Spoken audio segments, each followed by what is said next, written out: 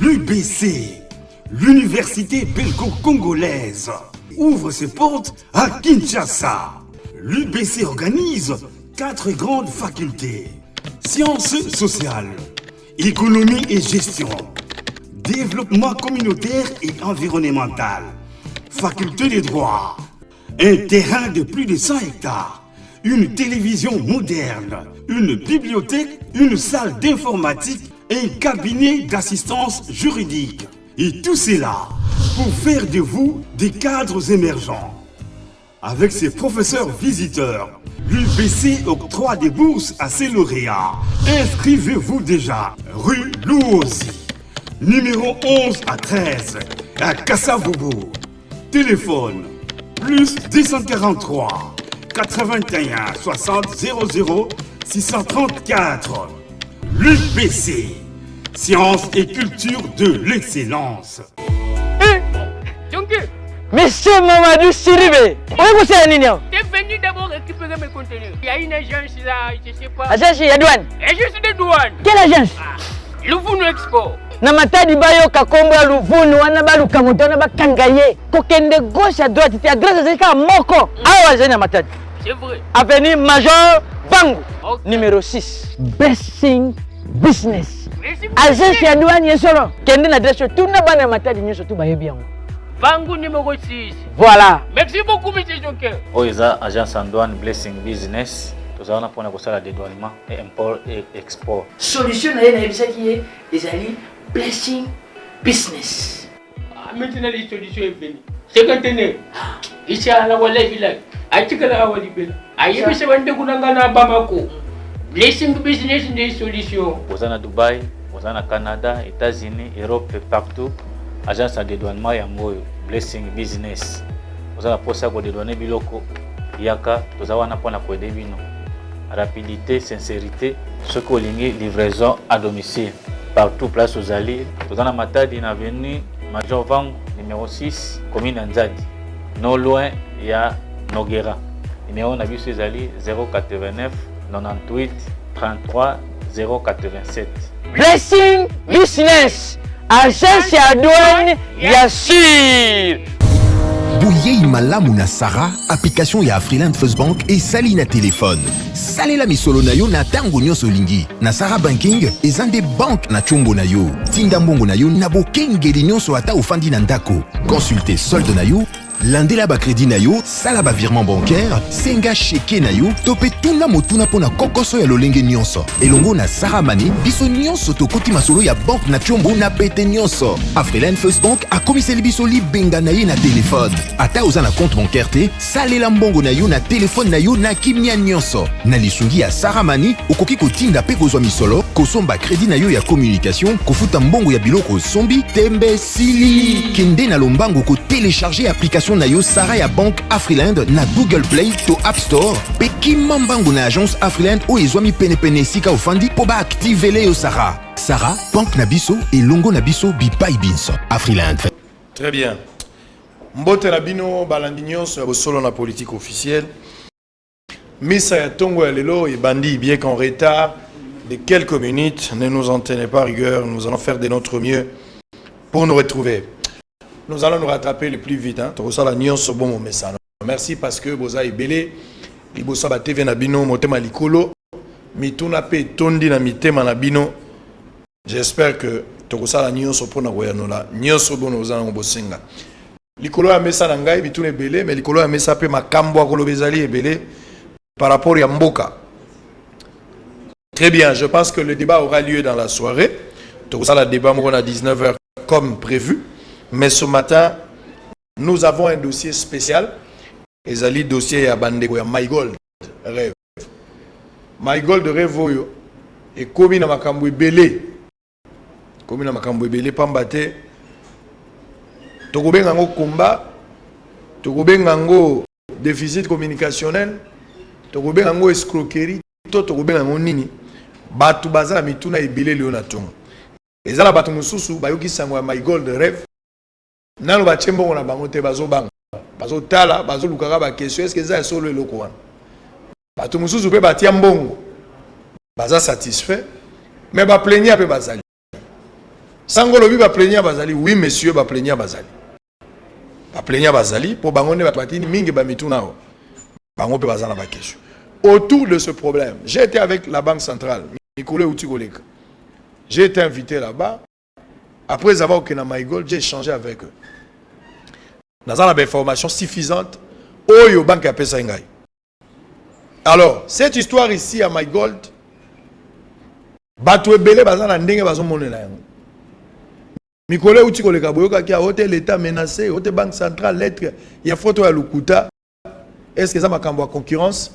Et à la banque ou pas? Bah document ni bango baza ko exercer. Mi tout les aïbe. Moi je pense que na ngonde sengeli to balelo. C'est question de vie ou de mort ce matin. Mbongo na yo continuer kotia obimisa, o continuer ko croire. Le problème c'est à quel niveau na kotuna mituna na. J'aimerais que cette émission soit participative. Donc bato ba Rolanda biso ayez quand même le courage de nous écrire.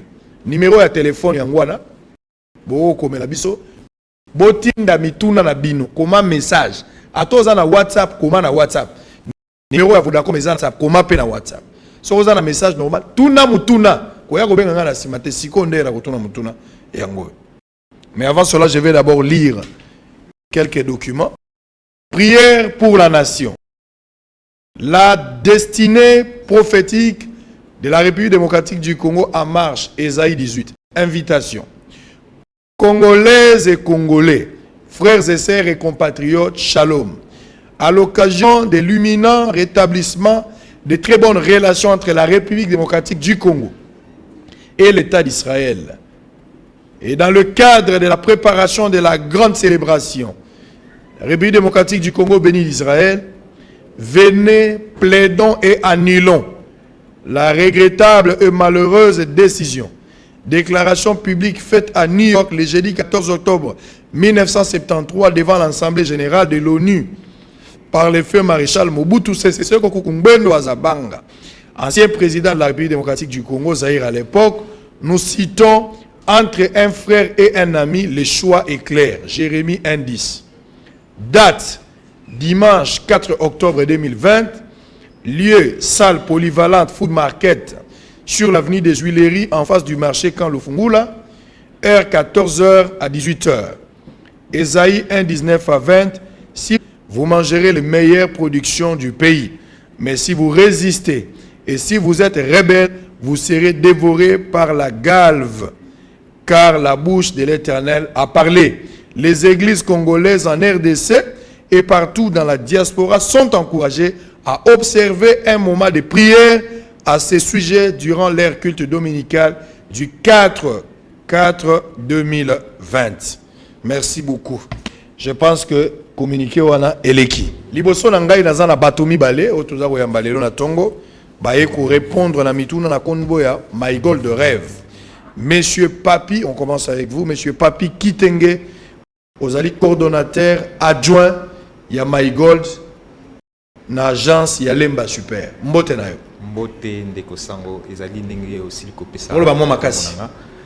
Mbote ndeko sango, merci beaucoup pour na ko yamba biso na plateau ya télévision puisque kaka ndenge lobi masolo ezali ebele sur notre société oyo ezali na kombo ya MyGold Rêve. On est là. Très bien. Pour na ko solola na batu nyonso. Alors de l'autre côté également, il est accompagné de Monsieur Colin Lingisi, azali chef d'agence ya Matete. Toujours na société ya MyGold, là il a chemise ezana na kombo. Mbote na yo. Mbote ndeko. Très bien. J'espère que tokosolo la nyonso etali MyGold rêve lelo na tongo. Motuna liboso ezo elanga na mutu. Na kobana nani? To banana ndeko. Très bien. MyGold opoza na pembeni fo yo lo bakabayo kaka kokima na malobate za makamba mboko ya bato ezana kesi.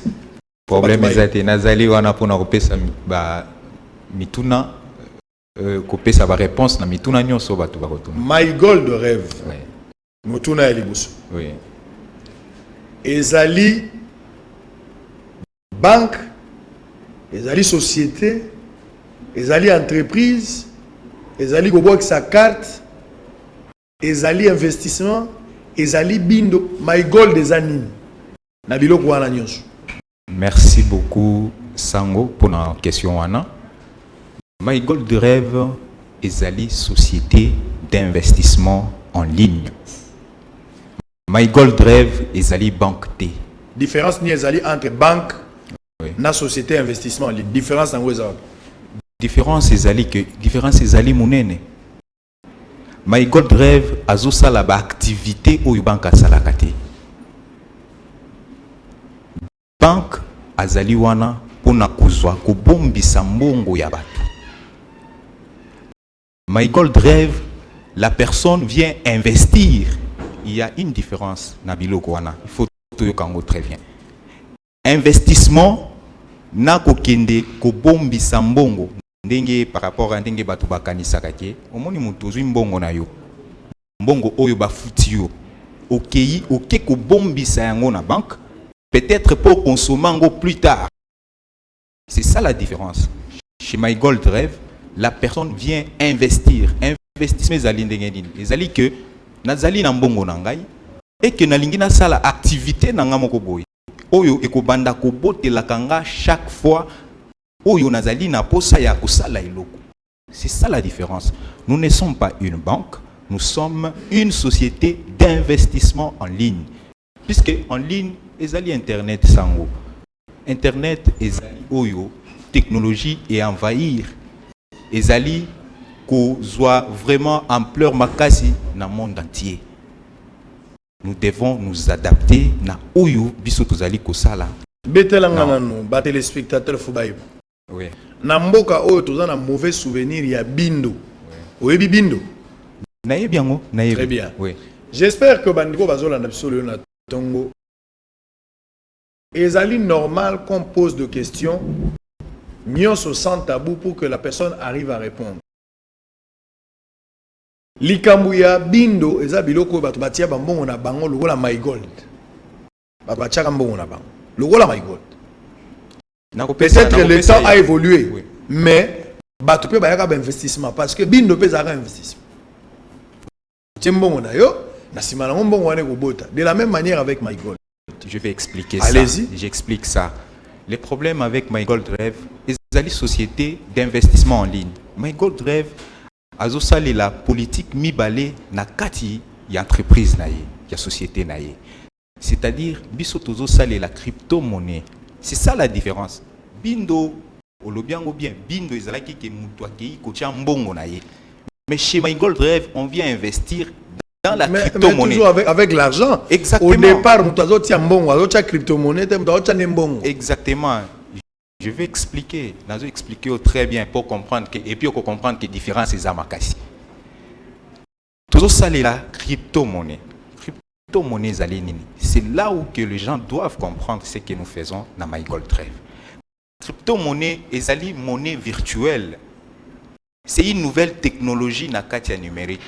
Ce qu'on dit bien, même vu à chef de l'État, il va beaucoup investir dans le numérique. Numérique, ezali na ba secteur ébélé, na ba branche ébélé.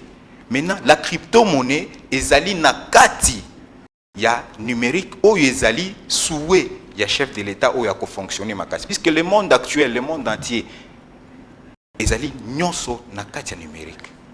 La crypto-monnaie, c'est quoi? Je vais maintenant expliquer. Crypto-monnaie, c'est une monnaie virtuelle qui se transfère entre les membres utilisateurs via un téléphone. Au moins, téléphone, c'est ça la différence. Bindo ezalaki téléphone.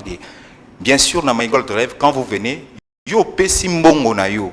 Comme ezali technologie atika, oyo batu baye biti. Tozui mbongo na yo wana. Ok, kosombela yo monnaie virtuelle wana. Exactement, exactement. Tant que tozali kosomba, ezali na ba plateforme, ezali ebele, c'est en ligne, c'est de l'internet. C'est une monnaie virtuelle qui est posée sur l'internet. Sur l'internet, c'est ça. Nous devons apprendre. Pas congolais. Je vais revenir. Voilà. Pas congolais, il faut pas apprendre rebelle. Ça c'est de l'informatique. Je vais revenir, papa. Les choses techniques. Il faut tout d'abord comprendre la différence entre Bino et banque. Je ne suis pas encore convaincu par rapport à cette raison. Parce que Bino, la crypto-monnaie, on les a expliqué moi c'est Ndunda. Batuna bino batie mbongo mingi eza basi Ndunda ba recevoir ba wewa. Petit pays ko tient mbongo biele par la bino. Il faut ngana comprendre. Ah voilà la bateau so bazo douter ba bazo comprendre. Je pose la question de savoir c'est quelle différence entre bino, c'est quoi la différence entre bino na bindo. Bato bazo ya na mbongo, mbongo. Moto ay na $10,000, $50,000, $100,000 aya pesi bino na maboko. Moto apesi bino na maboko. Po bindo pe aki moto akamati mbongo apesi, bozo sala mbongo na mbongo pe ko bota. Presque de la même manière que vous ngana na mbongo na $10,000, $100,000 na pesi yo mbongo wana yo ndo tikali nango. Ngana ki. Yo zo expliquer ngamba crypto-monnaie, moi je n'entre pas là-bas, mais j'ai donné de l'argent en espèces na pesi yo mbongo na maboko. Pour que yo sale la oba no futa ngana ba intérêt. Ça bote. Na ki yo sango na lobi boye. Peut-être on ko azalaki na moi ba terme technique. Ebele yango esali ke compréhension ezala penza makasité. Na banza otuni mituna mibale. Ya liboso différence na biso na ba banque. Nde kwa limbolio. Banque zali pona ko bomba mbongo. Oboy ko tika mbongo na ndaku, oboy ko kunda ngo na si akiti. Pona sinistre ko ya makambo ko ya ndenge na ndenge. Ozu yango po eza na sécurité o tient na banque. Et pas na biso eza bongo te biso to bombisa mbongo te. Biso pas na biso ezali mutu azana mbongo na ye. Azo bomba yango te. Mais alingi a fructifier, c'est-à-dire akolisa mbongo. Ebota ebele. Nde akoye pa na biso. Akoye pa na biso poto faciliter ye. My God réalité mutu azana mbongo alingi mbongo wana ekoma ebele pona a satisfaire ba besoin mususu. Mais azotala na makanisi na ye soki na sali boye na kokoya nde kinganja sala akoyaki. Soki na sali boye na kokoya nde tela salaki. Et c'est ce que My God fait. C'est-à-dire c'est une société ils sont à niveau États-Unis, ils ont succursale na Hong Kong, na Royaume-Uni. Ils ont compris cette possibilité aux gens mbongo na yo. Les lots qu'on crée entreprise et c'est ba taxe et c'est aménagement et c'est adresse et c'est makambe belé. Et c'est quand même de quoi zolo ba makamba numérique yango wana. Ça dit dans le numérique, je n'ai pas besoin d'un bureau. Je n'ai besoin que de mon téléphone. Je n'ai besoin que de l'adresse de mon adresse. Dans la poste à biloko wana adresse email téléphone nangai à partir de wana na bamboka musuba sala kabongo. Biso loko la technologie yango awa yango monito sali ba bureau loko la esika na yo boye o yamba batu tout ça. Yango e doit la différence entre numérique, c'est-à-dire l'activité numérique toloba na oyo ezaki traditionnel. Na tout niveau. Na sili ça. Il faut que na compréhension papa. Moto na tongo na zo misala ignorant pour na comprendre. Okay. Et puis na zo représenter bato nano ba yokate bato bazo mituna. Ngana bibo yo lobi ba société ngo My Gold. Eza ya congolais to eza ba mindele. Wana liboso. Ya mi ba les sociétés ngo My Gold na mboka bapa ezaka wapi. Po bato ebele batindi mituna ba lobi ke na Londres, lo lobi Royaume-Uni à Londres. Ils ont même donné l'adresse, ils ont vérifié cette adresse n'existe pas. Na ngina yeba tango zolo ba société wana so eza mindele. Eza ya banani, kombo na bango banani ezalaka wapi société wana. Na kolozongela ole susu boye. Na PSO explication que My God Rêve est allé entreprise est allé créée par Robert Connor. C'est un Américain. Ba adresse makamunyo so ezali. Na bandi mbala simbalele kyo yake pa na biso to lakisa kyo ba mikanda nyonso. Ba adresse physique ezali. Na Kansas aux États-Unis, ezali na Londres, ezali pe na Hong Kong. Wana bilili ezali to ko tikela pour la population. C'est là qui vient. Yami balé olobi ceux qui sont congolais, tout est congolais. My God Rêve ezali entreprise moko internationale, ezali américain moko moni Robert Connor. Mais ici quand il y a intervention en congolais ezali nini? Robert Connor a permettre na mutunyo so alinga sala investissement en ligne. Azo mbongo na ye atia. Mais bon wana tango zoti yango il faut ezala mbongo moko monnaie cryptée. C'est ça la monnaie où elle est kaka na internet. Monnaie fiduciaire na biso boité. Photo de mbongo wana to bongo la yango to comme ça monnaie cryptée. Ondo bongo na onde. To zu yango to sombele yango babenga Bitcoin. Bitcoin na monnaie cryptée. Monnaie cryptée eza valeur makasi na monde eza Bitcoin. Pour na échange et salama. Ba transaction ba faire et salama en ligne. parce que dans mbongo boye ça la affaire en ligne exactement. Mais ce qui va crypter monnaie ndé au permettre yo au moins porte-monnaie na mbongo ezokota au moins activité non des salama. Alors congolais wana ndé Serge Kasanda azwaki makanisi wana Serge Kasanda oya Serkaste Tumba oya Serkaste oya Serkaste oya Serkaste aza frère na biso église ye aza na katite Serge Kasanda Tumba et pas la bino ba kombo ekokana kwa mingi bango pe ekokana bande bandel tisuka.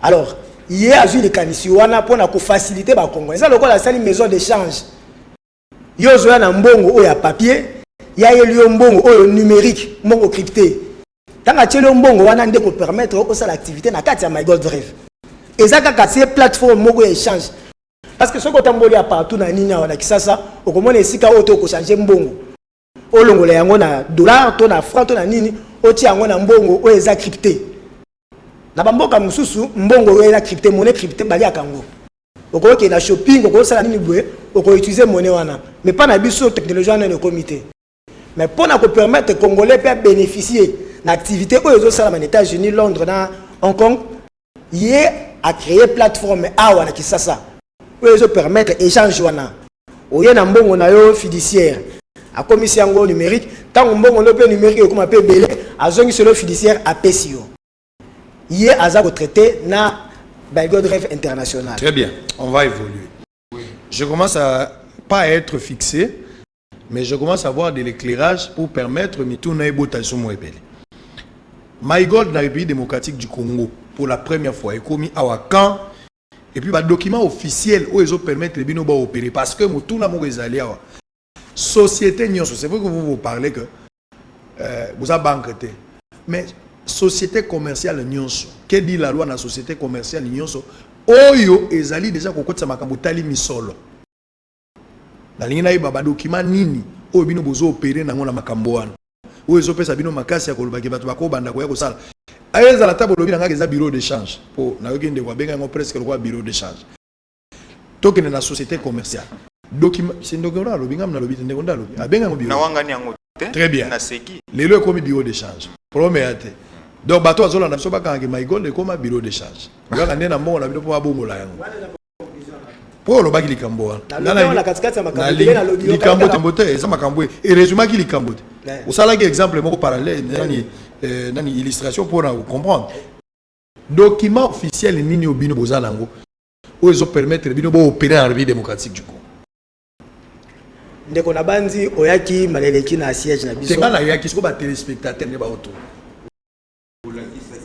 Yango nazo bandela kaka nesika wana mbaleleki oyaki epai na biso na siège juridique a présenté que ba document nyonso ozaki nango posa sauf agrément na banzi moto na moto asala ka mosala na ye ozalaki epai ya directeur juridique apesaki yo mikanda et puis a répondaki na ba question nyonso concernant mikanda donc biso toyeko sauf agrément pesaki te agrément mikanda nyoso bana ko tangelo mikando ba pesenga yo zozo maloba nazo peso la tangelo ba document ba pesingai officiel tang yaki botuna kinga la teva document oui j'ai reçu des documents nazo ki identification nationale Nathalie yango ezali en bonne uniforme Nathalie numéro na bino ya impôt ezali officiel na mona ki statut na moni pesa ba document pesinga yango na RCCM ba document la bino mine na mona mais agrément la tuni ba tiali ko lakisanga agrément tina zongaki ndeko sango toye na plateau na télévision pour la solo exactement vous allez solo na politique hein malgré tozo kota politique te tozo solo la likambo ya mbongo za politique exactement likambo ya ba congolais pour My Gold Drive ezali société ya ba congolais awa na RDC peut-être c'est ce que vous oubliez ndeko alobeza na Congo bazo bengango My Gold Drive RDC extension ya RDC. Exactement. Pas de problème. Ok. Le problème qui est là, c'est quoi? Sango. Banque centrale, ils allaient institution mounene mboka où il faut te respecter. Ok. Biso toye na plateau à télévision pour na kosolola sur la société My Gold Drive RDC. Puisque bah tout jusque là, na nous va comprendre été. Nazo meka pesanga temps mouké na expliquer le komoko. Si nous avons un problème aujourd'hui dans notre pays, au moins système éducatif nabiso ezalaka un peu na semakasi. C'est aussi comme ça na technologie oyo biso tozali ko salela na kati ya My Gold Rêve. Je te donne un exemple. Kende lelo zonga na université Place Otanga. Il y a des années, je ne sais pas sur tika ban ya université na aneni. Syllabus oyo okomona syllabus wana nde yango bazotangela lelo. C'est ça le problème. Il faut moi comme mataya congolais na niveau ya connaissance, nous devons être à la page na monde actuel nengezo tambola. C'est ça l'informatique. Toye ko sala bras de fer na banque centrale tie. Banque ezali institution monene ou tozali ko respecter. Oui, il faut démarche ezali en cours ou il faut tout solo là na batunisha makamunyoso na mais ça normalement. Pour le moment, c'est que non, je ne dis pas ça. Je ne dis pas que tous en ordre était. Yo yaki, yo zali journaliste monene. Yo les kakate. Pour répondre à la question. La question elle est simple. Si vous voulez répondre na acte que vous voulez répondre. Je vous ai posé une seule question. Oui. My Gold Rêve pour la première fois dans la RDC. Oui. Historiquement et bandican. Deuxième question on a tout nibino document ni ne permettre bino pour opérer en bonne et due forme na Congo. Ne quoi rappeler ngai enquête on a sala ke pana bino effectivement dans la 4 documents oyo nga na yeba bank ezali agrément. Vous n'avez pas présenté un document agrément. J'étais agrément en cours. Alors, mais c'est ce qu'il faut dire, la réponse est là. Bozan a un document agrément mais ezali en cours. C'est ça la réponse. Très bien. Nazokoma. Pesangatan. Allez-y. Israël pesangatan. Sango. Israël loko il faut ba congolais ba comprendre yango. My Gold Rêve Kakandinga Lobi Awa, il y a un Congolais, Oya Télémaki. Il a pris tout le temps, il y a ça la recherche sur les business en ligne. Serge Sandantumba.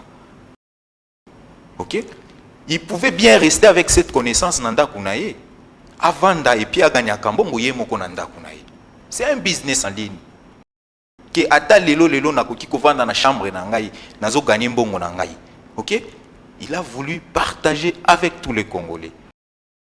My Gold Rêve est à Bandiango depuis le mois d'octobre l'année passée, 2019 pardon. Mais aye kopimisango na baninga na yenyonso puisque tant que bandi ko gagner amoni que non business oyo ça va, ils est intéressant. À côté à sali ba recherche ti nyonso ndenge se planifier. OK? Allié sikoyo à réunir bato comme kobenga congolais moko alobité. Voilà, il y a ça qui se passe na ligne, c'est le business. OK? Ndé asangisi ba congolais nyonso comme kolakisa bango technologie ya sika. Place biso tozali limité na ba connaissance a comme kolakisa. Comment okoki koya na mbongo na yo o ya papier. Oye nango puisque c'est ça la technologie nouvelle o ezali kotambusa monde entier. Oye na mbongo na yo ye azui mbongo wana asombeli yo yango bitcoin. Po bitcoin congolais ye bien ngote. Ezali na maison mon côté ou bien na bureau d'échange. Oyo mon côté soko kei na ba les châteaux na couloir ndenge to monaka. Ezali te. Ye azui mbombeli yo bitcoin. Bitcoin wana ekoti na téléphone na yo. C'est à partir de téléphone to installer yo application na biso nyonso ya My Gold Rêve avec toute on va arriver là. On n'est pas encore là pour expliquer comment les choses se passent. Ça sera la dernière, la deuxième. On en a plus ou moins 7. On va expliquer. Pour terminer, s'il vous plaît, accordez-moi un temps. Pour terminer, My Gold Rêve, Tobandi, Awa. Très bien, dans le mois de janvier. Na bande kobe telo lisolo on a poyé baké de mois de janvier ça mois de janvier 2020 tout a fonctionné jusqu'à l'élo. Donc tout le bâti l'élo besoin en 9 mois. Oui. Depuis vos bandits. Exactement. Mais en cours jusqu'à présent. Très bien, il y a beaucoup de ça qui est déjà à la banque, c'est beaucoup Magui mais banque à répondre bien on a noté. Est-ce qu'il fallait attendre? Pourquoi vous avez besoin d'agrément? Je vais comprendre. Quel est l'esprit? Pourquoi vous voulez être agréé? Je vais comprendre. Pourquoi vous voulez être agréé? Alors que bino vous en avez banque, pourquoi vous cherchez à être agréé? Ndeko. Oui, Ndeko. Ezala mutuna moko etikala ki mwa en souffrance pour na atterrir na oyo po to na sikoyo. Otuna ki biso différence entre biso na bino parce que faut non na bino il y a banque na lobaki déjà. Pour les épargnes biso les investissements. Ya bindo o lobaki pesa investissement. Mais bindo mbongo to banaye ko tia na bindo bando sana ngoni. Ngana yo ko pesa na réponse te. Mais na ko pesa réponse à My Gold Rêve.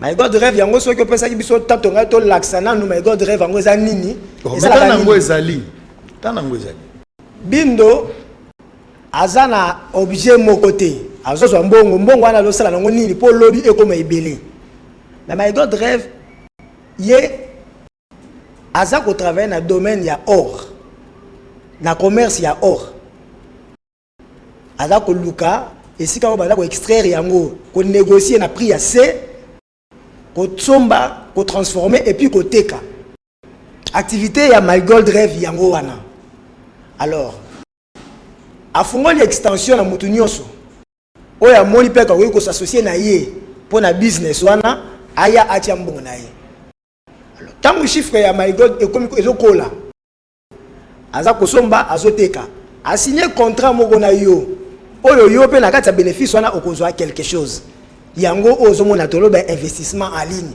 c'est-à-dire mbongo no tiaki wana ozozwa pourcentage chaque jour et à la fin il y a contrat na yo na my God rêve bazongisi yo mbongo yo povani so bolingo continuer renouveler le contrat c'est ça avec bindo c'était pas ça toyeba kité bindo mbo o Amélie on mais toyeba kité balosa na mbongo wana nini ngana yo tokovanda tibutu okopesa biso ya nomoko te ngana biso my God rêve musala bado sala bado somba or baza ko transformer yango et puis bado teka yango très bien or parce que or eza métal mo oyo ezwaka d'évaluation te tokozonga problème ezate na ko tuna bino question et vous allez comment vous allez évoluer avec my God on va arriver mais d'abord moi la seule question j'ai posé la question tout à l'heure pourquoi vous voulez vous voulez avoir l'agrément alors que vous n'êtes pas une banque moi mon problème c'est à ce stade là pourquoi bolingo zo agrément alors que vous n'êtes pas une banque selon vous pourquoi bolingo za l'agréé Sango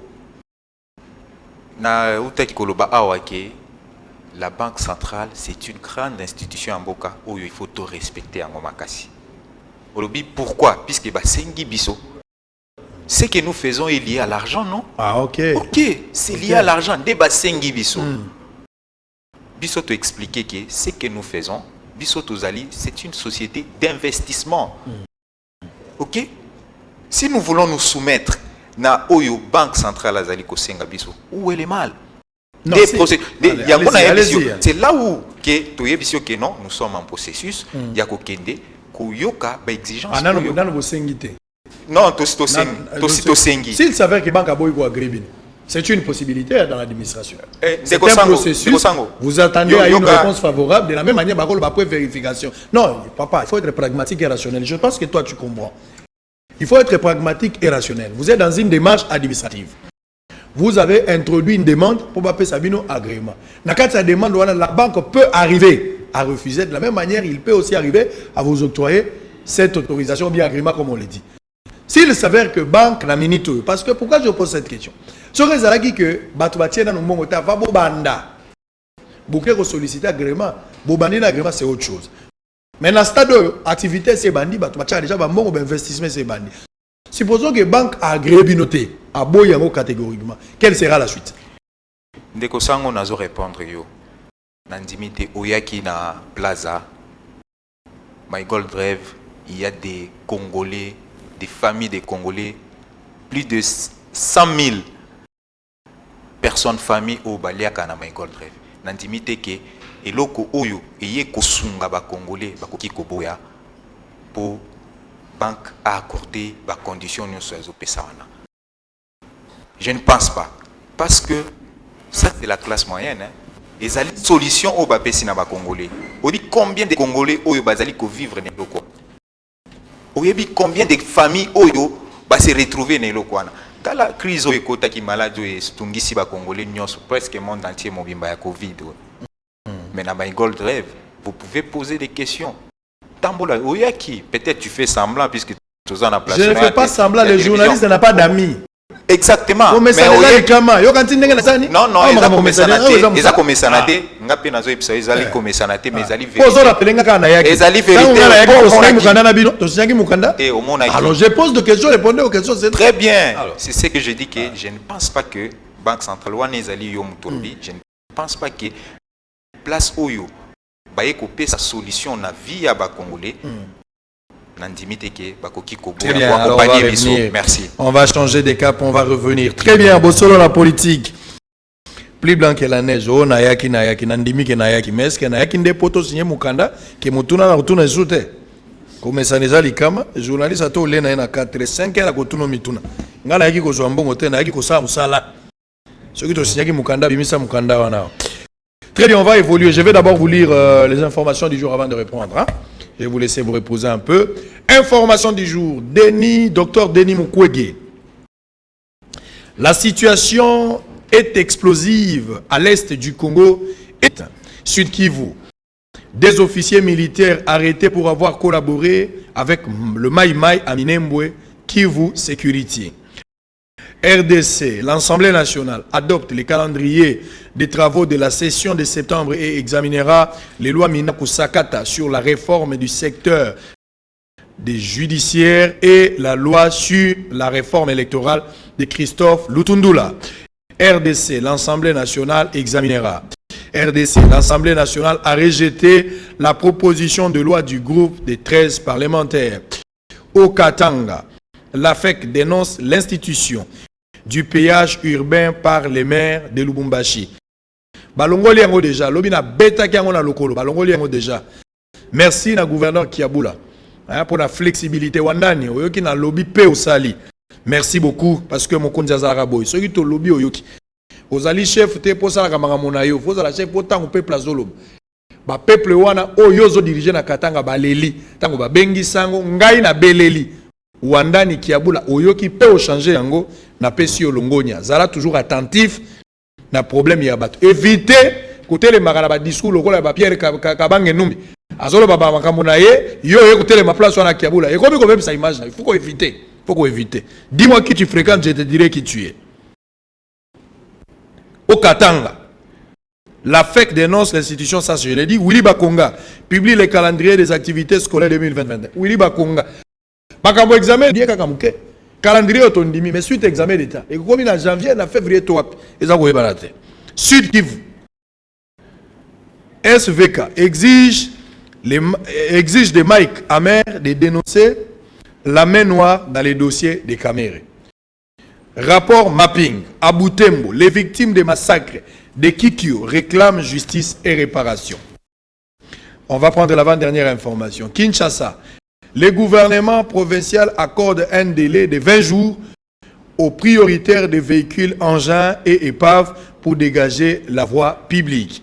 Cette fois-ci, tu as quand même décision à la Pessimba parce que tu as une décision et bandaka bo général Kasongo boko loba mais tu as appliquer comme problème.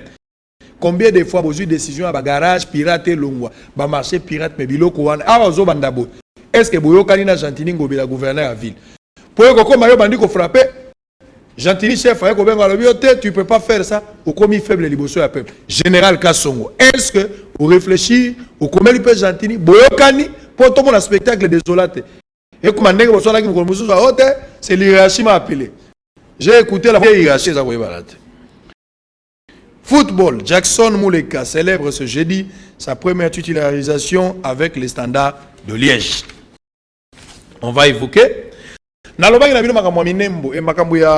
Comment on appelle Maniema. Dossier à Minembo, il y a un dossier spécial. Mais il y a un dossier un dossier spécial, je pense que au lundi mardi pour nous c'est l'élément important. Na moni bande kunyo sauté Minembo comme commune tout ça. Voilà, c'est ce que vous voyez. Bah tu vas filmer tout ça, mais le problème ce n'est pas ça. Il faut to kota penza na lidusu to kende ko panza likambo place ezali. Wana zo senga dossier mobimba. Nazo renir belema, nazo renir pe banganga. Lokwa bosenga ki patika tanga zonga ko zonga. Nazo luka pe Barnabé po pa tiraka na ocha pe mutu mona ka to koma 3 mais nazo luka deux dossiers moko etikali ya Minembo jour na ko beta ngo explosion ezala kaka jour na ko beta. Donc soyez calme, ne soyez pas agité. Tolo bana retard tolo bia solo ke tolo bava mais tolo bia lukuta. Boko sikoyo likambu ya gouverneur ya Maniema. On va souffler avec ça. Gouverneur ya Maniema compte moko ebimi loko la compte fictif. Beaucoup yoka mukolo compte nenga zo expliquer how. À l'époque gouverneur ya Maniema azalaka déclarant. Il me semble que il semblerait. Azalaki na contact na camarade na imoko ba umeli mo mikolo bele.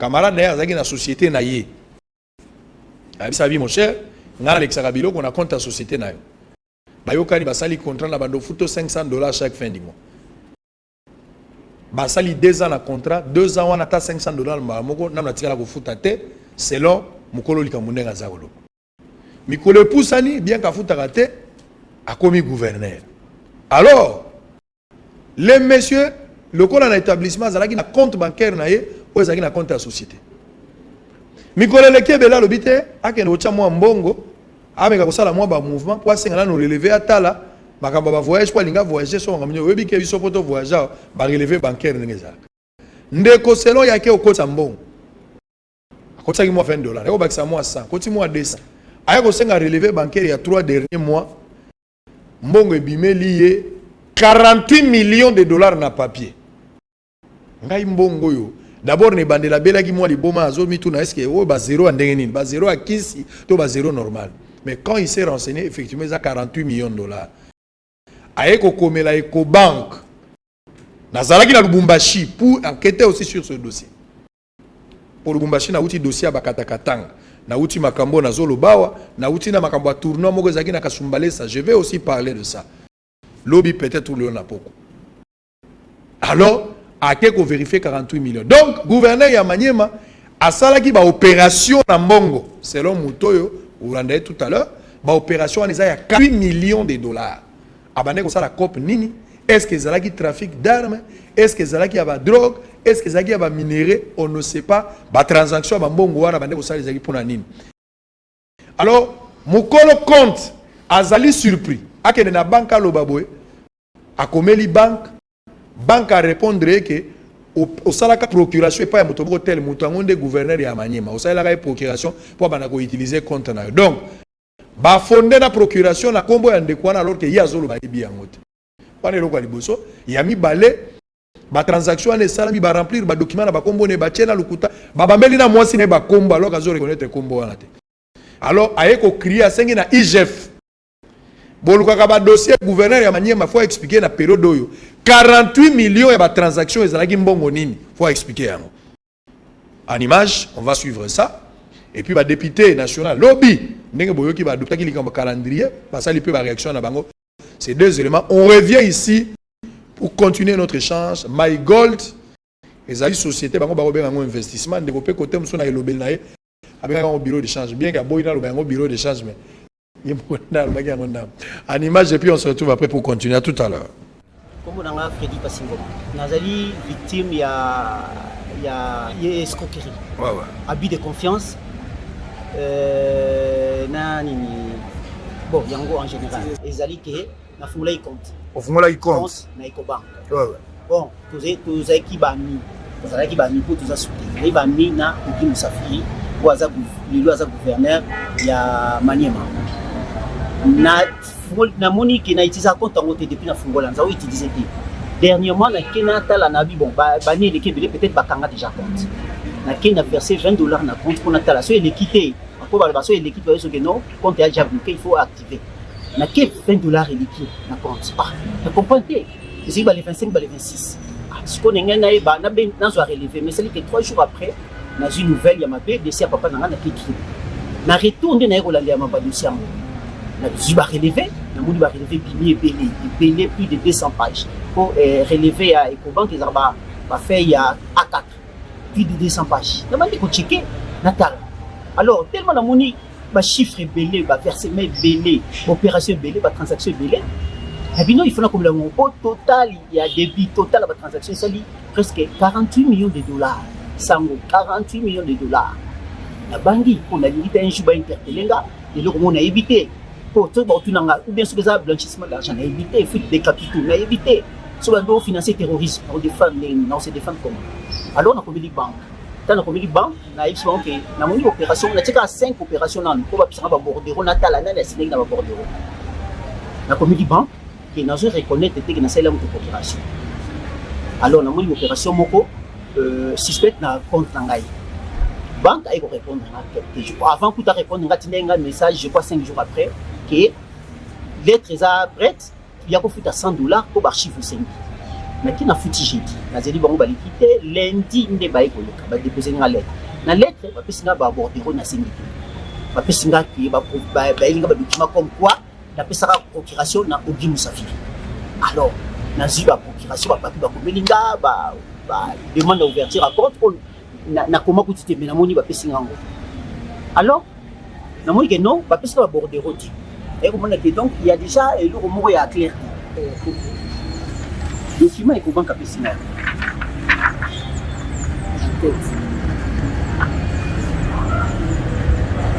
Voilà document et comment capé singa comme quoi na sala que procuration. Nazomona et l'eau net signature nanga et puis ba komi kombo nanga na kombo Moussafiri. Mais c'est écriture mon côté. Donc ba imiter signature là. Donc na likolo mutu so akomi écriture mususu na c'est kombo Moussafiri écriture mususu. Mais éviter ne koban procédures en pour on a dit que pour na la procuration pour la procuration il faut ça la demande. Alors ba inga déjà papier c'est ça là déjà. OK. Et puis problème est ça et salami les 5 bon papier va passer à ouverture à compte les 5. Je vois mal na signé document le même jour on offre la compte. En tout cas, les 5 années. Le 5 janvier 2015. 2015. Oui. Très bien. Il y a 5 opérations. Moi, j'ai $800,000. Première opération, à Saline en compte. Pour les combattants, il y a 5 opérations. Donc, ça veut dire que l'opération, nous sommes à Saline, on a relevé. A relevé $800,000. $810,000 va verser.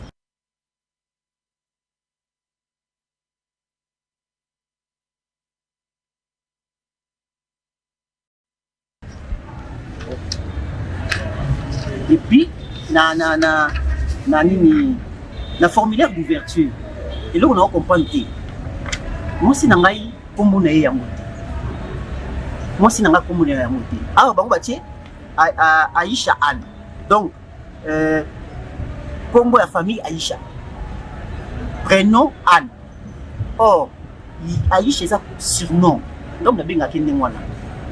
Prénom na yé, c'est Aïssata. Alors on a bien Aïcha. Comme la famille ça Anne, mais Anne n'a comme maman, ou comme na H. Et ça n'a été na souka. La ligne la IGF denga, la dossier oyo parce que la ligne était un journal à l'interpellé. Le colo est venu ba okangabatu. Makamone est commis. Na pour justifier $48 millions comment? On a yebi batu va verser té, na yebi pe batu va autoriser l'opération. Et puis na yebi té mbongo ngo kende wapi? Ils ont futa nini? Ils ont somba nini?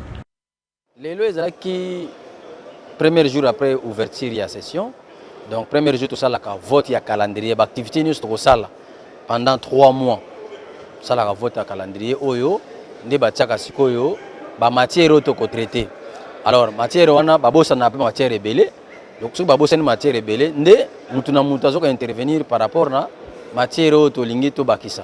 Débat ezalaki makas place wana et loko musu pe ezalaki mabe ezalaki lié na omoni budget 2020. Ndenge to fotelaki yango mais Congolais allait bien té. Congolais allait bien té, bongo ya insécurité ekete, côté armée, côté la police. Alors, gouvernement a sengi rectificatif, c'est-à-dire tondima. Gouvernement a sengi rectificatif, tondima, faiblesse na bango. Ndesi ko tozo examiner to kondima nga boyete. Oh coronavirus est vacciné. Donc asi coronavirus est bomi batu na Europe yango bomia. E bomi batu na Amérique yango bomia. Donc il faut total yango penda na myopie bien na microscope pour le coûter quand on a quantité. Bon, c'est-à-dire que principe est dans mon corps. Ba o basala ka ba futa mamalamu. Ba oyo basala ka te bazwa musala. Ba oyo ba créer misala baza la récompenser. Principe yango na finalité nango ezani 3B. Bouffe, peuple là bien. Deuxième B, bus, peuple tambola kitoko olongwe awo comité na malema nkulu na mutuka. Ils budgétaire. Et ça, généralement budgétaire. Mais il que il y a eu aussi, à l'ordre du jour, des matières, disons dans ce même ordre du jour d'ailleurs, il y a eu des matières qui n'ont pas été traitées, qui ont été reportées, des matières qui avaient été initiées depuis session passée. C'est que l'Union qui en suspens, le dossier Moussou, va programmer, va discuter soit en plénière, soit peut-être en commission pour revenir à l'actualité. Très bien, merci beaucoup. Alors, Tozagoko, on va répondre très rapidement. Le ministère Amine, déjà que le ministère Amine tribalisme, moko kotikuna, et makasi, na vérifié l'information. Il fallait vérifier. Non. Même gouverneur Yamanié Mawana, je l'ai appelé au téléphone, je lui ai posé des questions. Il a répondu. Finalement, nous avons diffusé l'élément. Donc, ouais, pourquoi tu n'avais pas? Non, on a fait ce qu'il fallait faire. De la même manière avec le ministère Yamin. Dans le ministère Yamin, mise en place, Mogo Salami, dans un service public, et il y a une autonomie administrative. Les comités de gestion actuels, où le ministre a bêti sur 3 personnes, la mise en place. 3, Baza Batumogo, il y a province, ministre, province. Baza Batua, province. Les 4 directeurs centraux au ministère Aminache, Missa Toubazaka Batua, province.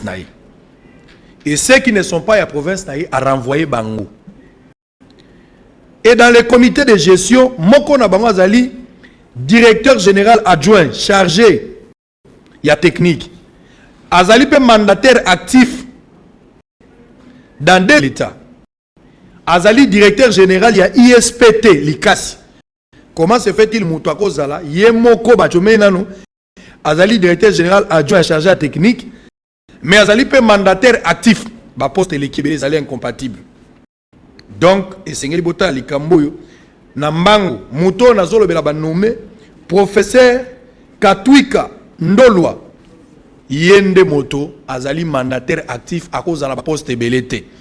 Natangi Kombo Naye après vérification. Et Sengeli Bolandelango, tribalisme, les alliés ennemis à développement, nous devons combattre ça. Ministre Willy Kitobo, Samson, professeur, tribalisme dans le ministère Yamin. Tant qu'on a lobby pour votre soir, bon tribalisme na niveau de présidence des alités. Pour ça on a lobby pour votre soir, t'es bon président sur lobby oui. Tout le monde déjà trop na présidence tribalisme les gars qui na ba nomination à batu pour ba chona ba chai les qui. Kuno ko ba chocha. Muto chi bois. Chi swaka. Chi yoyo. Chaka cho. Chocho ba chocho na ba chacha na ba mou et les qui belé. Nous devons éviter ça. Mais les ko lo ba tepe soko zo nomé batu. Ceux qui ont mérité, mais ceux qui constatent l'aspect tribal et Nakati, Sengeli, te décourager. Très bien, on revient avec les amis. Alors, camarades, on va continuer notre échange. TV Radio, je pense que quand même éclairage. Alors, la grande question, comment fonctionne concrètement MyGold? Lorsque une personne alinga investir on a une structure na bino pour ça nini le bela sko moto loko la aibi MyGold te mozo go séduire expliquer clair to bandi na yo. Merci de répondre à maloba na ko banza moto yo to ko expliquer za moto aza d'abord na moi mbongo aza ko luka asala moi activité a fructifier belé ko banana $20 ti likolo. Ozana mbongo na luka na sala moi loko pona mbongo na ngeba kisama tokobenga ye. Tokobiso moni mbongo ozana ngoyo pour éviter ba risque. Okoke na domaine moko oyo maîtriser malamu te. Tokotia mbongo lo lobby okwei. So tokobenga yo na domaine na biso ko minimiser ba risque. So ko ya na mbongo na yo ondimi masolo ya biso parce que to banana na ko expliquer mutu. Quand tu investis chez nous na fourchette, il y a $20. Tina $10,000, tu as un package 1. Aux bénéfice, il y a 2% dans Mukolo. Bon, on a banda jeudi, banda dimanche, ti jeudi. Dimanche, à 17h déjà, au commande en bongo. Et continue à compte d'ailleurs. C'est-à-dire, tant que tu as un investissement, il y a un seul qui a un téléphone. On va vérifier ma camion sur partir du téléphone. Alors, ceux qui ont investi de $20 à $10,000, à un contrat local il y a 80 jours à signer dans MyGold Rêve. En dehors 80 jours, on a initialement, et pendant les 80 jours, à bénéfice, il y a 2% d'investissement. On appelle ça sur le coup à $100. Si on paye $100, 2% à $100, c'est $2. Alors pendant 80 jours, à $2. Si on a un colonio, so ya lingi kakaye. Si on a lingi tika yengwe ou mela yekaka.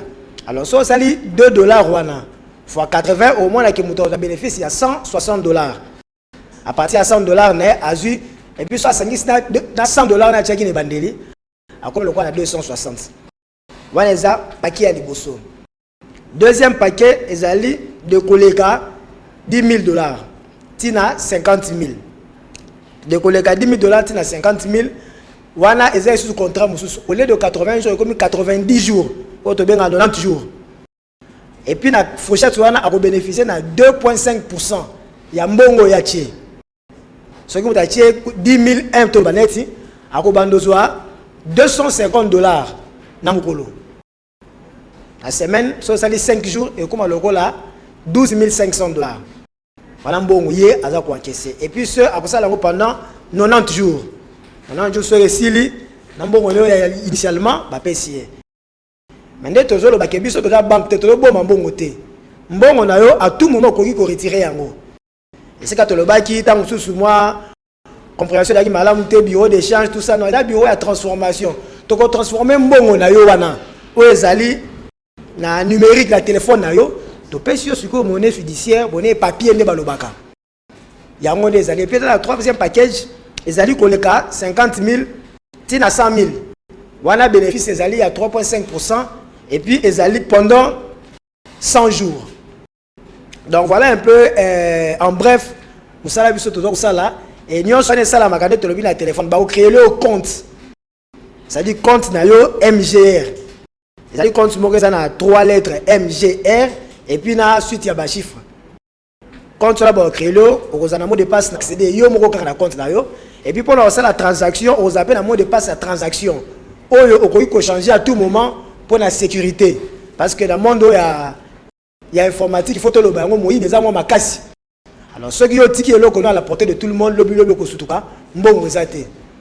Donc on a un moment où c'est ceux qui n'ont pas expliqué ma selon la biso yangwana. Très bien. Vous allez le niveau Baxi. Merci beaucoup. Oui, na lingina bakisa kaka eloko moko ezali que My Gold Rêve ezali société ya facilitation. Toujours faciliter ba congolais, toujours faciliter bango na nini na technologie oya sika, hein, ya crypto-monnaie oyo nano ba maîtriser yango bien te. Biso toujours faciliter bango. Eloko liboso kaka ndenge ndeko uti koloba awa, bato ebele ba maîtriser yango nano bien te. Tango mutoyer, toujours expliquer ye nano à comprendre que mbongo oyo ya ye nango. Ozali na mbongo moko boye. Ezali na bambongo mususu, ok na musala bwe bafuti yo. Muzo comprendre te, ba jeune ebele na zolo bela bango.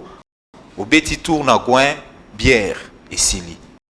Ok au sombi catch, accident, roulage, chauffeur ba appel, oh boy na boy. Bambongo ya bongo yaka nango na My Gold Rêve. Tozali ko faciliter yo, to ko expliquer yo ke mbongo na yo oyo. Voilà tozali ko sombela yo yango Bitcoin. To tcheli yango na téléphone na yo. To lakisi yo même ba application na biso nyonso.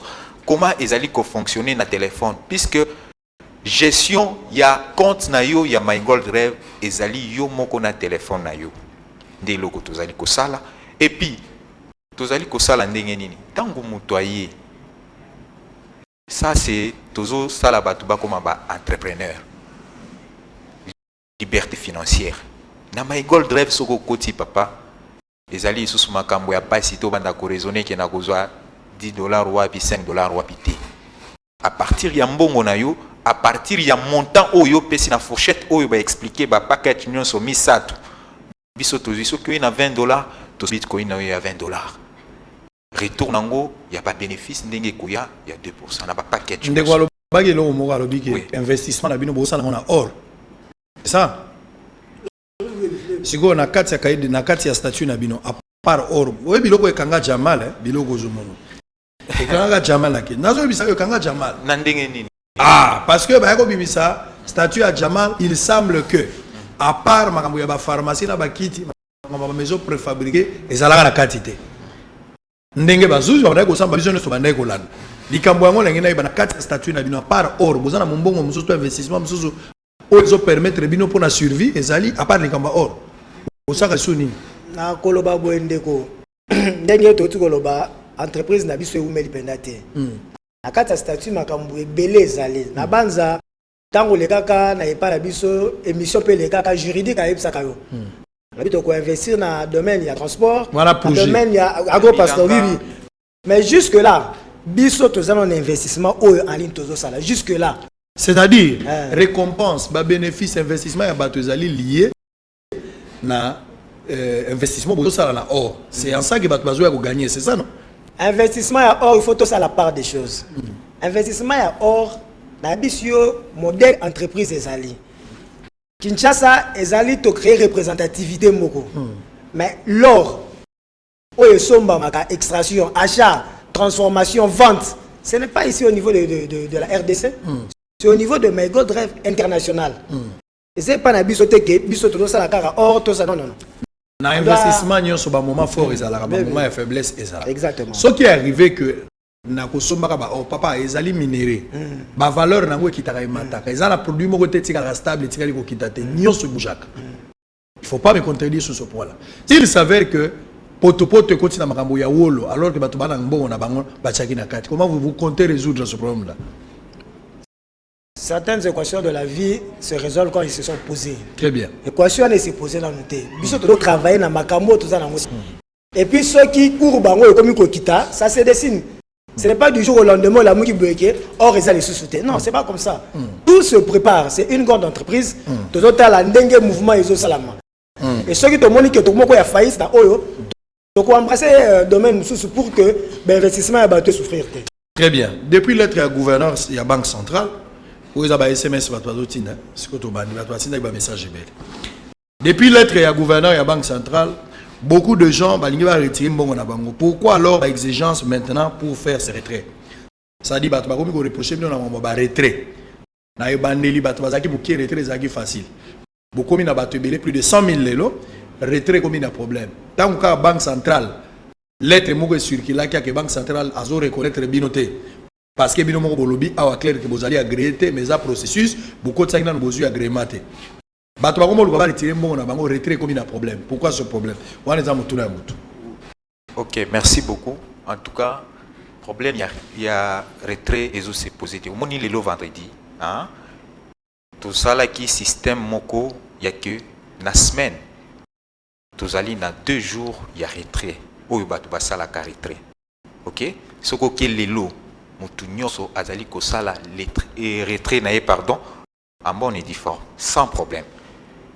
Na évité non se poser na niveau question ezali belé parce que ndeko loba kaza chef d'avion chez Amatete. Oui. Yo zali alemba. Oui. Ezala bato belé bazo tambola pona ko retirer akena Kasavubu. Ba ebisi na évité so bien au terminine. Ah oui, il faut changer de place. Akena Victoire même. Finalement, il se retrouve dans 4-5 endroits. Bah, petit exemple même il y a Banga Lobby, Sokoza, je ne fais pas la publicité. Mais le roi partenaire na Freeland Bank. Ce qui aussi mbongo na Freeland Bank awa au côté yango attends na Congo central on a besoin na yango. Ça devait être aussi votre stratégie pour décentraliser les choses. Batono so bakoya na limiter kakate. Ceux qui montaient na lemba ils peuvent partiellement prendre de l'argent. So montaient na extension anga bakogozo. Monsieur est comme que mbongo pose yango kaka il faut 16e to awate et comme désordre. Comment vous avez organisé ça? Non, en tout cas na ba extension na biso nyonso. Ça je vous dis, extension na biso tozali na extension. Ezali na Matete, na Lemba, na Kasavubu, na Cité Verte, hein, na Bon Marché, ok, na Bon Marché, na Lingwala, tozo kende na kofungola, ba extension bisika na biso. Ce n'est que normal, puisque extension ezala ki kaka moko 16e rue.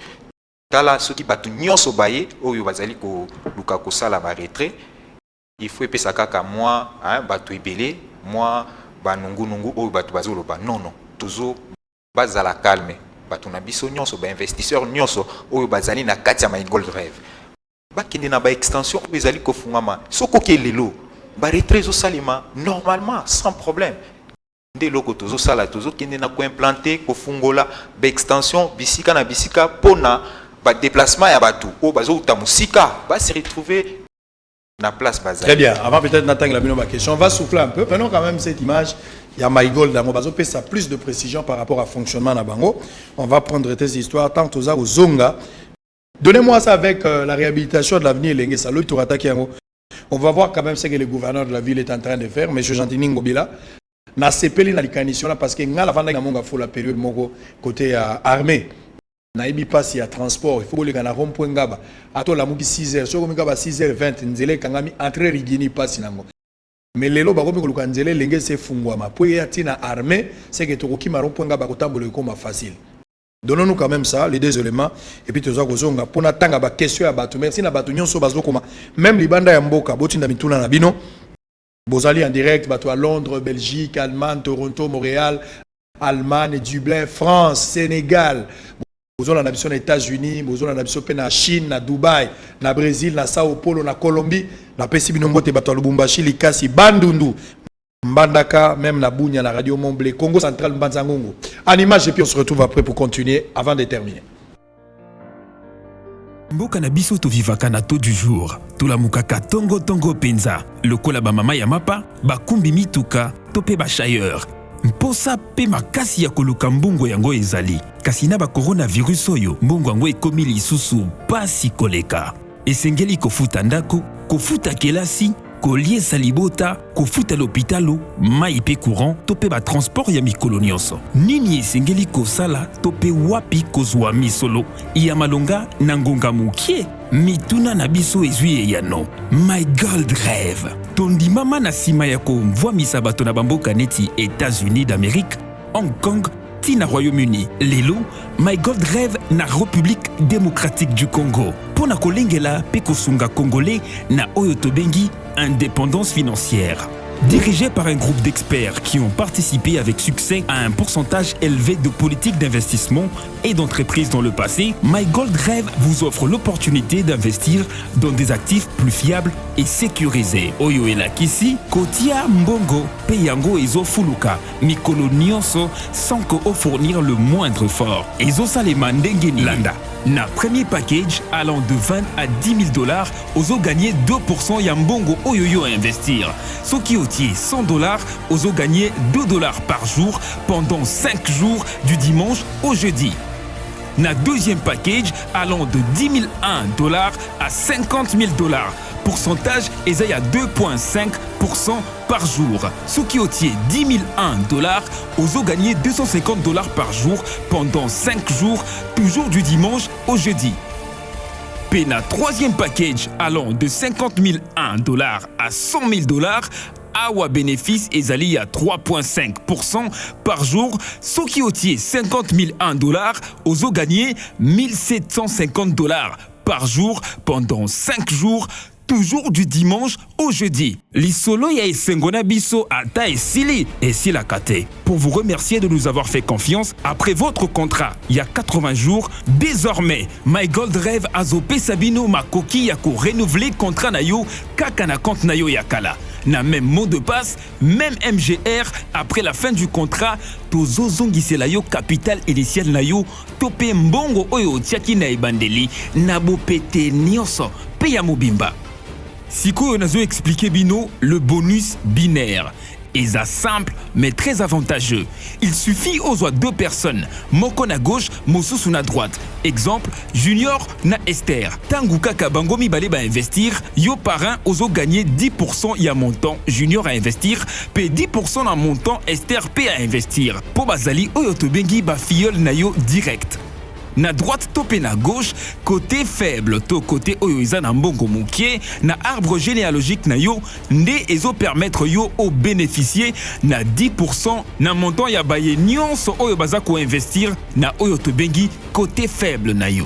Toyoka baye ba timbela idéologie ya My Gold Rêve ndenge basololi. Toza na 21e siècle, il faut d'abord population yeba que na 21e siècle il y a des business en ligne et My Gold Rêve est en ligne et un grand principal business où ils sont en ligne, où ils ont investi, ils ont gagné via Batouza impacté financièrement. Dès que Moutaï a investi dans My Gold Rêve, a commis pour vivre une liberté financière. Au moins, la population, avant My Gold Rêve, Batouza a mais depuis que My Gold Rêve est Moutaï a investi, a commis pour vivre la liberté financière. C'est-à-dire qu'il ne faut pas hésiter, venir en masse et investir, gagner. Et chasser vraiment le chômage. Ils ont diminué vraiment sensiblement la pauvreté dans la population parce que les bateaux ont investir du jour au jour, les bateaux se retrouvent par rapport à l'investissement.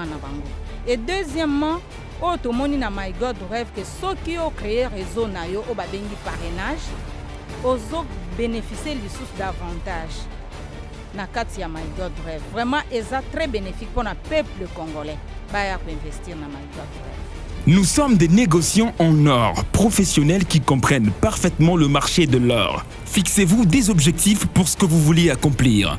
My Gold Rêve, Mbongo Yandoto et Zola Tanzoto. Pour plus d'informations, Bokoku Tabiso na Kinshasa, 16e rue Limité industriel na Katiakin Plaza ou au www.mygoldrêverdc.com. Bobenga Biso na plus 243 81 83 97 976. My Gold Rêve, Mbongo Yandoto et Zola Tanzoto. L'UBC, l'Université belgo-congolaise, ouvre ses portes à Kinshasa.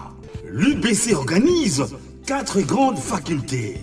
Sciences sociales, économie et gestion, développement communautaire et environnemental, faculté des droits, un terrain de plus de 100 hectares, une télévision moderne, une bibliothèque, une salle d'informatique et un cabinet d'assistance juridique. Et tout cela pour faire de vous des cadres émergents. Avec ses professeurs visiteurs, l'UBC octroie des bourses à ses lauréats. Inscrivez-vous déjà, rue Louosi, numéro 11 à 13, à Kassavogo. Téléphone, plus 243 81 60 00 634. L'UBC, sciences et culture de l'excellence. Monsieur Mamadou Siribe, où est-ce que c'est? T'es venu d'abord récupérer mes conteneurs. Il y a une agence là, je sais pas. Agence ya douane? Agence de douane. Quelle agence? Luvunu Export. Na matadi bayo kakombo ya Luvunu wana baluka moto na bakangaye. Kokende gauche à droite, tu adresse zika moko. Awa zena matadi. C'est vrai. Avenue Major Bango, numéro 6. Blessing Business. Agence ya douane yesolo. Kende na adresse tout na bana matadi nyoso tout bayebi yango. Bango numéro 6. Voilà. Merci beaucoup, monsieur Jonker. Oiza agence en douane Blessing Business. Nous avons pour le dédouanement et import et export. Solution na yebisa qui est les alliés Blessing Business. Maintenant les solutions est venue. C'est conteneur. Ici à la Walla village. Atikala awali bela. Ayebi se wande kunanga na Bamako. Blessing Business des solutions. Vous en à Dubaï, vous en à Canada, États-Unis, Europe et partout. Agence de dédouanement Yangoyo, Blessing Business. Vous avez pour ça que dédouaner biloko. Yaka, vous avez un pour aider bino. Rapidité, sincérité, ce que vous livraison à domicile. Partout, place aux alliés. Vous avez Matadi, une avenue, Major Vang, numéro 6, commune Anzadi. Non loin, il y a Noguera. Numéro on a vu ces alliés 089 98 33 087. Blessing Business. Agence ya douane ya sûr. Bouyei malamu na Sarah, application ya Afriland First Bank et sali na téléphone. Salela misolo na yo na tango nyonso lingi. Na Sarah Banking, ezande bank na chombo na yo. Tinda mbongo na yo na bokengeli nyonso ata ofandi na ndako. Consultez solde na yo, landela ba crédit na yo, sala ba virement bancaire, senga cheke na yo, topé tuna motuna pona kokoso ya lolenge nyonso. Elongo na Sarah Money, biso nyonso tokoti masolo ya bank na chombo na pete nyonso. Afriland First Bank a komiseli biso libenga na ye na téléphone. Ata oza na compte bancaire te, salela mbongo na yo na téléphone na yo na kimia nyonso. Na lisungi ya Sarah Money, okoki kotinda pe kozwa misolo, kosomba crédit na yo ya communication, kofuta mbongo ya biloko sombi, tembe sili. Kende na lombango ko télécharger application na yo Sarah ya Bank Afriland na Google Play to App Store. Pe kimambango na agence Afriland o ezwami pene sika ofandi po ba activele yo Sarah. Sarah, Bank na biso et longo na biso bipai binso. Afriland. Après 4 mois d'état d'urgence sanitaire, nos frontières sont de nouveau ouvertes. Quick Service vous offre un méga promo familial du 5 octobre au 5 novembre 2020. Le méga promo est disponible pour les pays ci-après: le Canada, les États-Unis d'Amérique, Dubaï et les pays Schengen. Hâtez-vous car les places sont très limitées pour toutes vos démarches de visa pour le Japon, Afrique du Sud et autres. Immobilier national et international, service passeport, vend des billets d'avion international le moins cher, assurance voyage, facilitation de l'obtention des documents de voyage, bourse d'études, Contactez Quick Service au numéro 10 de l'avenue Wagenia, immeuble CTC Shopping Mall au local 31, Kinshasa, Gombe. Téléphone plus 243 82 0090 008 plus 243 84 40 90 666. Quick Service, c'est la rapidité, la ponctualité et la serviabilité.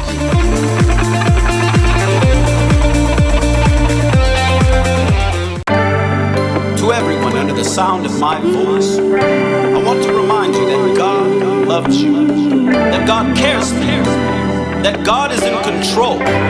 The enemy wants to change you with fear and doubt, but the living God says that I have not given you a spirit of fear. I have given you a spirit of love and of peace and of a sound mind. Nothing can stop the will of God, not even the coronavirus. Hallelujah. In the heavens, on the ground, everything is subject to live forever.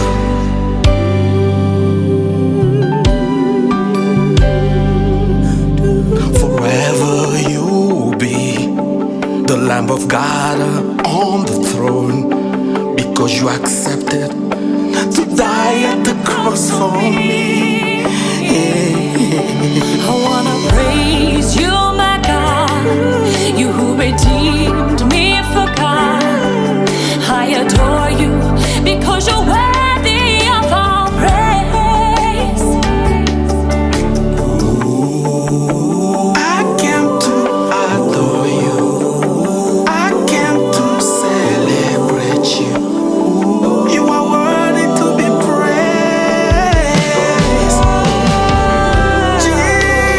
Jesus, King of glory, oh yeah.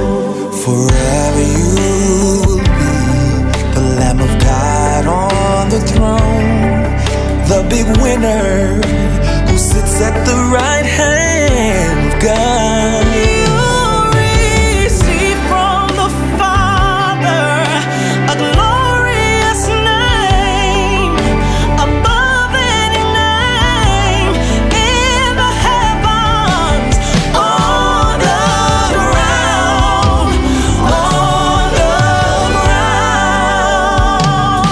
In the heavens, on the ground,